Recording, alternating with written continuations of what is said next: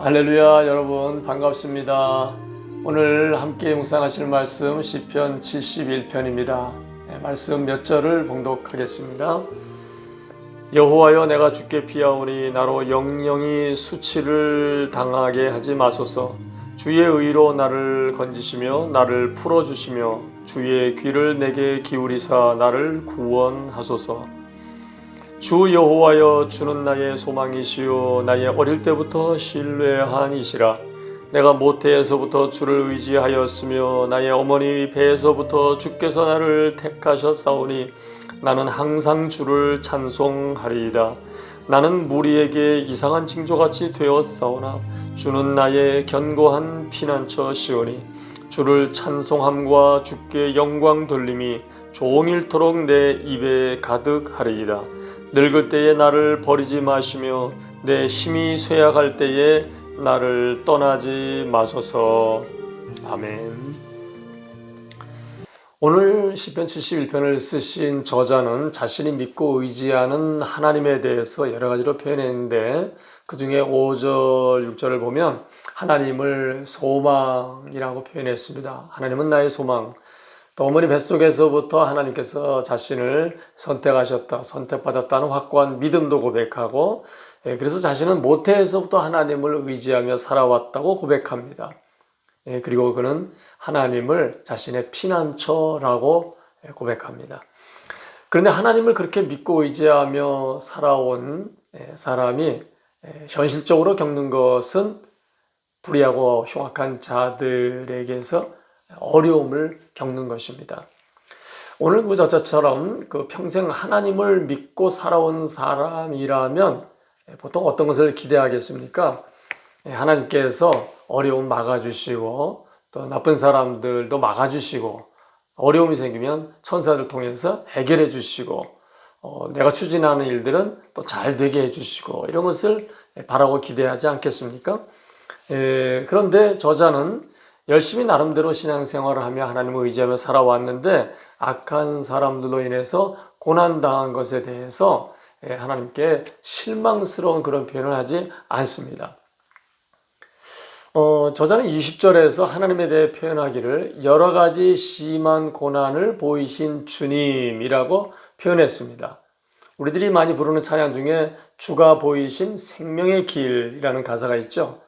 근데 저자는 주가 보이신 여러 가지 어려운 심한 고난을 겪었던 것입니다. 우리가 시편을 읽으면서 다 이게 글로 읽게 되는데 실제 여러분이 많이 힘드셨겠구나 이런 것을 느끼고 생각할 수는 있겠죠. 그러나 저자가 겪은 고난을 실제로 실감하기에는 우리 한계가 있지 않겠습니까? 저도 최근에 발을 심하게 다친 일이 있는데 아주 무거운 원목 테이블, 육중한 것이 발등에 떨어져서 누굴 도우러 갔다가 그 발등을 크게 다치는 일이 있었습니다. 가까이서 본 사람이 발이 부러지는 줄 알았다고 얘기할 정도로 심한 통증이고 사고였었는데, 제가 그 후에 아는 분들과의 모임 자리에 가서 식사하면서 제가 다쳤던 얘기를 좀 했습니다. 아직도 아프니까요. 그런데 별로 그렇게 관심 있어 하거나 또 귀를 기울여 듣지 않고 공감하는 것 같지 않았습니다. 그럴 수밖에 없다고 생각합니다. 왜냐하면 현장에서 그들은 보지 않았고, 그리고 제가 목발을 짚고 다니는 것도 아니고 기부싼 것도 아니고 하니까 잘 못 느꼈을 수 있습니다. 아마 그분 중에서 어떤 분이 자기가 최근에 그런 비슷한 일을 당했다면 또 굉장한 공감대를 가질 수 있었겠죠. 그래서 우리 시편을 읽으면서 오늘 71편도 각자 자기가 처한 상황, 자기가 겪는 일, 현재 상황에 따라서 이것을 읽고 느끼는 것이 다 다르다고, 다를 수밖에 없다고 생각합니다. 저자의 표현 중에 그 20절을 보면 우리에게 여러 가지 심한 고난을 보이신 주님께서 우리를 다시 살리시며 땅 깊은 곳에서 건져 올리실 것이라고 하는 그런 믿음의 고백을 합니다. 저는 이것을 보면서 땅 깊은 곳에서라는 표현이 좀 눈을 끌었습니다. 이것은 그가 당한 여러 가지 심한 고난의 어느 한 가지 어려움일 수 있고 아니면 여러 가지 심한 고난을 대표적으로 표현한 말이 될 수도 있다 생각이 들었습니다. 그런데 분명한 것은 그게 어떤 의미의 표현이었든지 간에 그분이 굉장히 힘들고 두렵고 무섭고 고통스러웠을 것이라고 하는 것은 느낄 수 있습니다. 저는 그런데 오늘 이 말씀을 보면서 그런 중에도 마음을 흐뭇하게 하는 것이 느껴지는 것은 일반적으로 볼 때 내가 누구에게 잘하면 또 그분에게서 또 좋은 것이 이제 말도 그렇고 그런 반응이 올 것이라고 다 또 생각을 하는데 어이없게 상반되는 그런 언행을 우리가 접하게 된다면 마음이 상하거나 때로는 또 불쾌한 마음도 들 수도 있고 그러면 상대방에게 대해서 어떤 탓을 하거나 또 불평하는 말을 할 수가 있지 않습니까? 그런데 오늘 저자는 평생 자기가 의지하고 사랑하고 순종하고 살아온 그 하나님께서 이 불의하고 흉악한 사람들이 자기를 괴롭게 할 때에 그거 다 보시고 아시고 충분히 막을 수 있는 능력도 있으신 하나님께서 아무 조치를 하지 않으신 것에 대해서 서운한 마음이 들 수 있는데 오히려 그런 표현은 전혀 하지 않고 이런 어려움 속에서 하나님께서 건져주실 것을 믿는 믿음의 고백을 드리고 있다는 것입니다.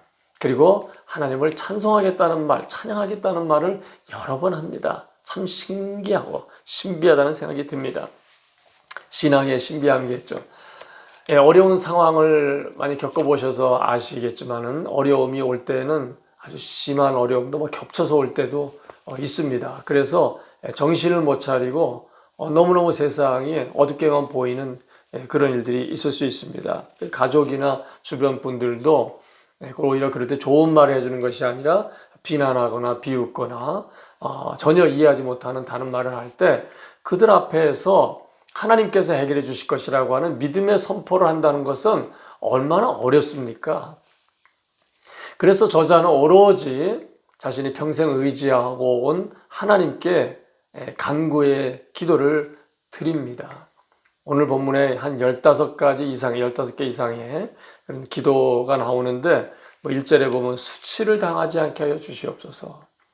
2절에 건져 주시옵소서, 풀어 주시옵소서, 귀를 기울여 주시옵소서, 구원해 주시옵소서. 또 3절에 보면은 제가 언제나 피할 수 있는 그런 바위가 되어 주시옵소서라고 기도를 드립니다. 많은 기도 중에서 특이한 표현이 하나 눈에 띄는데 9절에 보면 내가 나이 들어 늙어서 힘이 없을 때에도 나를 버리지 말아달라고 떠나지 말아달라는 그런 기도를 합니다. 참 의아한 마음이 듭니다. 하나님께서 자기를 버린다는 버릴 하나님이 아니신데 그런 기도를 드렸을까라는 생각을 하게 되는데 저도 평생 신앙생활을 해온 사람 중에 하나로서 그런 마음이 듭니다. 하나님의 자녀들 제가 주변에 얘기도 들어보고 하면 어느 정도 시간이 지나면 하나님을 의지하지 않고 찾지도 않고 뭘 열심히 간구하지 않아도 될 그런 상황으로 점점 가게 되는 것이 아니라 나이 들어가면서 때로 살만한데도 하나님을 더 찾게 되는 하나님께 부르짖게 되는 하나님께 엎드리게 되는 그런 시간들이 어떤 분의 표현이면 그런 십자가들이 또 있다는 이야기를 많이 들을 수가 있습니다. 힘든 일이 겹쳐올 때 여러분 어떠십니까? 정말 말하고 싶지도 않고 어디 얘기할 데도 없고 그런데 사실은 저는 그런 힘든 걸 통해서 정말 제가 원치 않았던 힘든 일들을 통해서 제가 얻게 된 것은 참 내가 연약한 존재인데 모르고 살았구나. 어떤 때는 또 기고만장하기도 하고 교만하고 자만한 그런 마음의 자세가 아니었었나 하는 생각도 듭니다.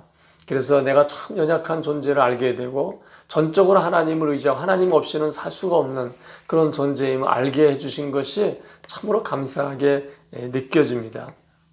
잘 아시는 시편 119편에서 내가 고난당한 것이 유익이라 그 저자는 왜 그렇게 표현했을까요? 그 다음에 하는 말이 이로 인하여 내가 주의 율례를 배우게 되었습니다. 주의 율례는 성경 공부를 하게 됐다는 말일까요? 저는 이 말씀을 묵상하고 마음에 얻어진 것은 고난을 통해서 고난의 시간 그것도 어떤 때는 긴 고난의 시간, 너무너무 심한 고난의 시간, 그때를 통해서 하나님께서 왜 그렇게 말씀하셨는지, 그 말씀이 왜 그렇게 거기에 기록이 되어 있는지에 대해서 좀 알게 되고 공감하게 되는 것이 또 있게 되기도 하고, 또 하나님께서 어떻게 일을 해나가시는지를 알게 되는 그런 계기가 된다는 것이죠. 앞으로 우리의 남은 삶 속에서 일어나는 많은 원치 않는 일들, 가정에서, 가족들과의 관계에서, 교회에서 있을 수 있지 않습니까? 그럴 때 우리는 부정적으로 먼저 생각하고 판단하기가 쉬운데, 그러지 않는 것도 훈련이 필요한 줄 압니다. 그리고 하나님께서 왜 그렇게 성경에 말씀하셨는지, 왜 서로 사랑하라고 하셨는지, 왜 용서하라고, 왜 기도에 힘쓰라고 하셨는지를 정말 알게 되는, 깊이 알고 그리고 그 말씀에 기쁨으로 이렇게 기꺼이 순종하게 되는 그런 사람으로 우리가 변화되는 기회로 삼으시면 좋겠습니다.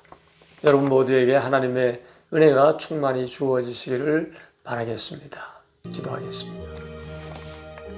사랑의 아버지 하나님, 고난의 시간들에 하나님을 찾을 수 있음을 감사합니다. 고난을 통해서 주님의 율례를 배울 수 있음을 감사드립니다. 이 땅의 고난에서 저희를 온전히 건져주시어서 고난이 없는 영원한 아버지의 나라에 불러올리실 때까지 저희들과 항상 함께 하시는 성령님을 의지하며 우리 주님 예수 그리스도의 성품으로 충만하게 되는 성숙해져가는 저희들 되길 원하오니 인도하여 주시옵소서. 우리를 위해 고난을 참으시고 고난의 시간에 대처하는 일을 본을 보여주신 우리 주님 예수 그리스도의 이름으로 감사하며 기도 올리옵나이다. 아멘.